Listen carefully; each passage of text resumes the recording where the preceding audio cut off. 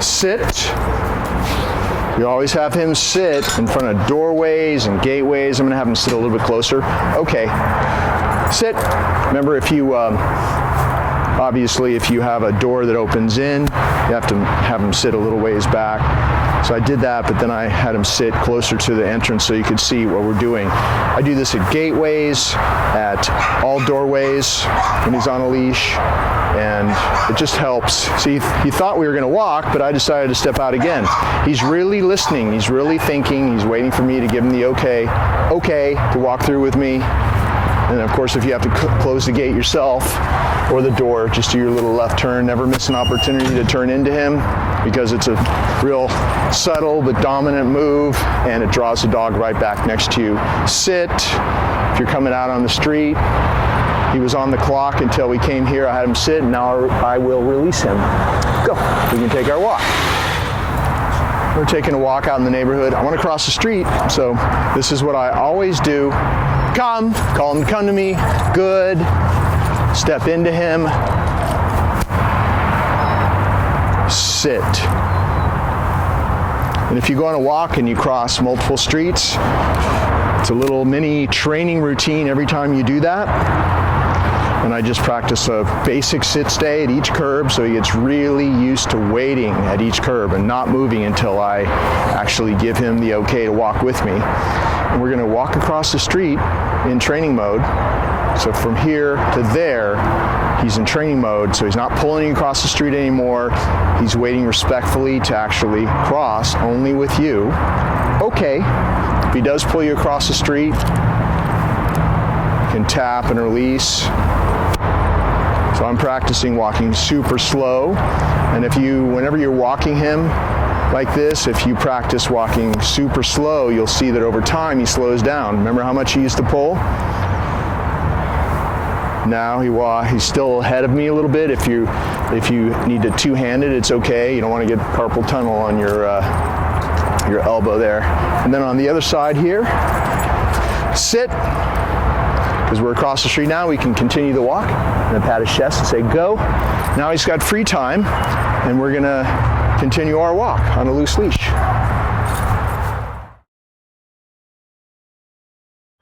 We're going to show you how we handle him walking in here. 103, sit.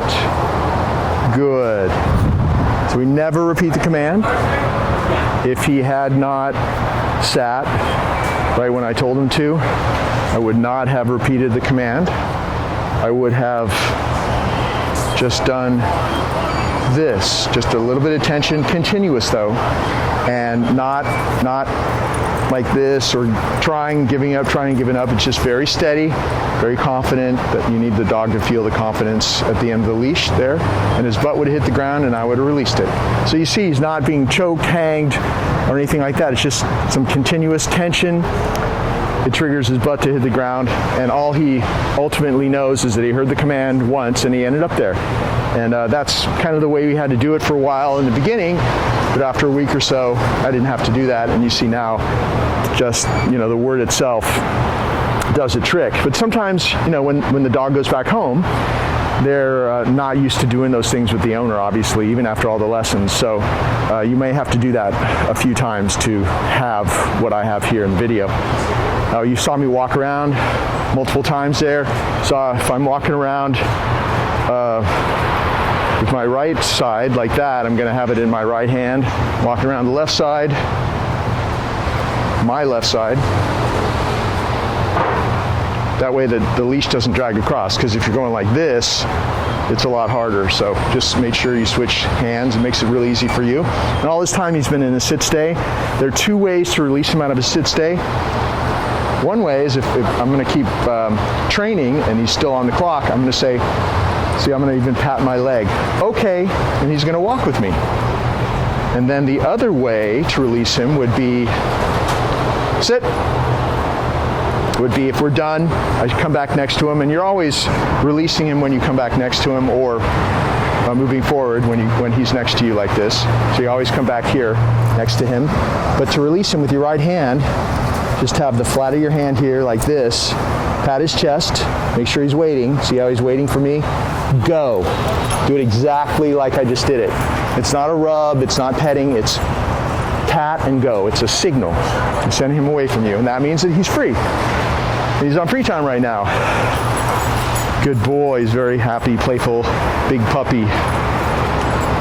Let's move on, do something else. Okay. We picked a very busy place to do a downstay, and we're actually going to wait until these carts go past us. And like with the sit, if you start with a turn like this, and at the end of that turn, down, can work really well. It's a very dominant move to step into the dog. You know, I can't remember if I did that when I did the sit portion of this, but it's always, especially if you're having any kind of issues with sit or down, do that turn, full turn like I just did, and say sit. In this case, say down. You see how it works really well. So the stay is implied. We don't say stay anymore, and we never did actually, but I just build stay into down and sit. So it's one less command you even have to use. He knows that he's going to stay in this position until he's released in a very specific way. So we've been practicing out in public for quite a while in different areas. You can do things like pull on the leash, and even things like this. No. See how he was triggered? And I didn't see that person coming. And he couldn't help it. That guy was coming really fast. He's like this far away. You say no usually, and he'll go right back. And I think he's doing really well for all this craziness here. So good. Give him a little reward for that. By the way, that is the way that you reward him. Just like this. I've got it between my thumb and my forefinger. Whatever the reward is, whatever the treat is, swing into him like this on his level. You know, make sure he waits until you set it there and withdraw. And you know, we're doing this video in the most exciting place for him, with all types of people walking around. We may even see a dog walk past, who knows. We do sometimes carts and just craziness, right? So he's doing really well staying in this downstay. So we're doing this in this high stress situation just to show you what he is capable of. One last reward. Good. And then he's always waiting for you to come back next to him. Okay. And then sit. Make sure that you release him from a calm sit stay. Don't release him straight out of a down stay. It's okay. Have him sit, because the reason is that you can control a calm release much better from a sit than from a down, because we want it to be a calm release. Go. Just like that. I'm practicing my come command with Baloo. I'm always holding the leash the same way. So my left hand like this, my right hand is free. So I'd just say left hand leash, right hand reward. And we're gonna have a come. See, that's how you do it in real life. Somebody sneaks up on you like that, you just call them to come. And people are everywhere today. It's a weekend, it's very busy here. So left hand leash, right hand reward. See how my hand is free? Because I have the loop over my wrist, so you can't get away from you. There's no reason to do this or any of that stuff. Just keep it loose. Come. Call him back to come to you.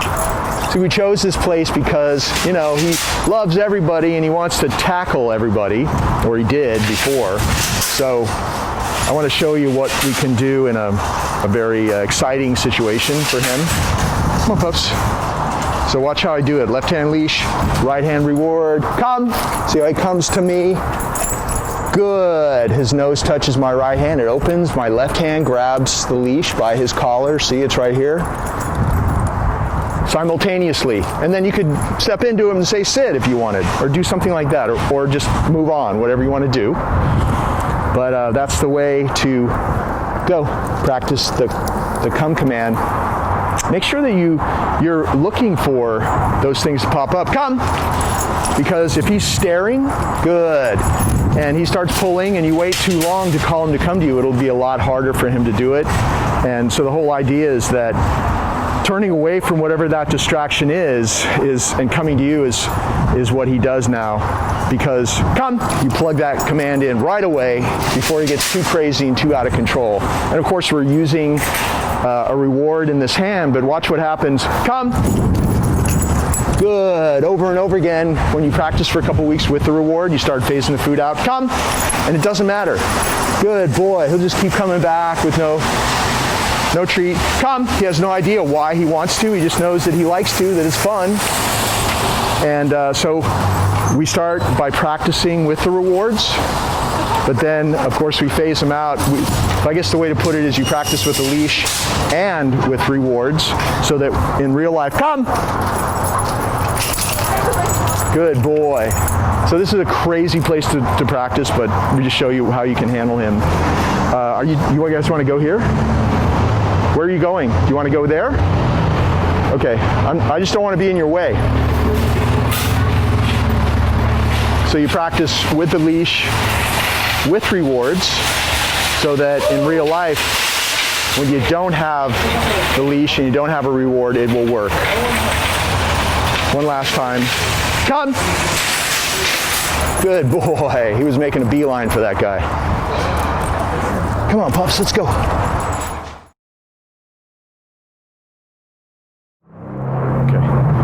Luckily, we can practice with Baloo with the camera person. He's taken a great liking to her, and he'll probably pull over there. I want to show you how to handle the leash. So he's on free time right now. I could call him to me, or see, oh, there she is. See how I stopped him from going over there? I just tapped a few times, like 3 times. It's just what I would call leash handling etiquette. You always keep the leash loose before he goes to end the leash and it's tight. Before that, which means you have to watch it for a while, you tap and release. I'm exaggerating that action right now, but that's what it is. You got to have this second part, because if you just pull on it and tap, but you don't release, you've got a tight leash again. So it's tap and release, tap and release, tap and release. If you back away, good boy, it will always draw the dog to you.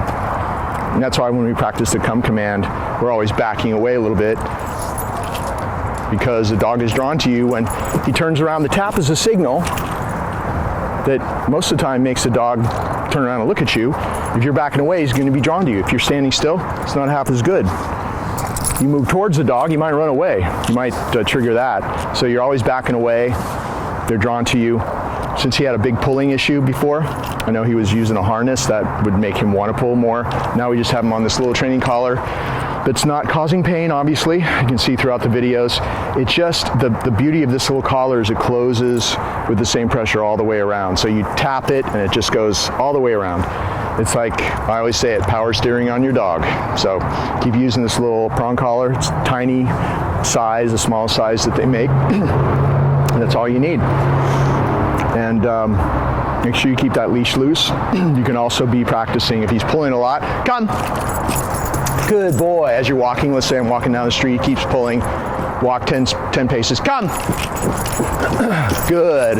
By the way, all this is without treats now, because after a few weeks you can go, come, treatless. Good boy. He doesn't know why he wants to do it now. We practice it so much, he just will. But use the target, and maybe every 10th time have something in there. Come. Keep him primed up. Good. But it will always work when you don't have anything. Just do the move. Closed hand target. Backing away. Come. Just like this. Good boy. It also, back to the subject, which is leash walking, loose leash walking out in public. Practicing the come command a lot when you're walking just helps keep him closer to you. Like, he'll just automatically stop about this far away from me now, instead of what he used to do with me and with you before, which is pull everywhere. So just keep on paying attention to those details, and your walk should be a lot more relaxing with him. This, all right? Oh, somebody's coming out. Look how excited he is. Oh, he's so excited to see this person. Come. Good. We're going to do a greeting routine. I'm going to walk up to her if you just stand there. Sit. This is the way you always do it. You always want to approach them. They stand there, you approach them. If somebody approaches you, he's going to be way more overstimulated and harder to handle. So you always, when you do this greeting routine, you always approach the person. You have them sit about 6 or 8 feet away. Step away from him. You're practicing the sit stay. You step away from him. He sees that you're giving her a little treat. And when he comes over to you, make sure that's down on his level and the other hand can pet him, okay? So I'm gonna say, go say hi. That's what I say. Come! And if he wants to jump, you call right back, call him right back. Sit. He knows this person but hasn't seen her in probably 3 weeks. Let's try that again. Since I know that he's gonna do that with her, and you have people in your life that you know he's gonna go nuts overseeing, you wanna just call him back sooner until he calms down. Go say hi. Come. Don't even wait for him to jump. Good. Because if you do it this way, sit, then the jumping will stop. You want to catch him at first before he jumps. Call him back before he jumps. Go. Come. Good. We'll do it one more time. Sit. And over time, when you're doing it, as you're doing this, you see that because of the way you're handling him, calling him back before he even has a chance to practice his old bad habits, since he doesn't do his old bad habits anymore because of the way you're handling him, those habits fade away.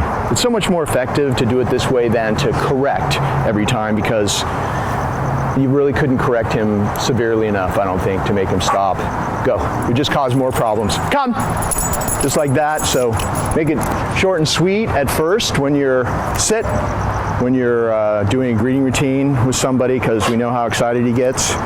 And then over time you'll see that he gets better and better. It's also a great way to practice your sit stay, your go command, and your come command in a real life situation.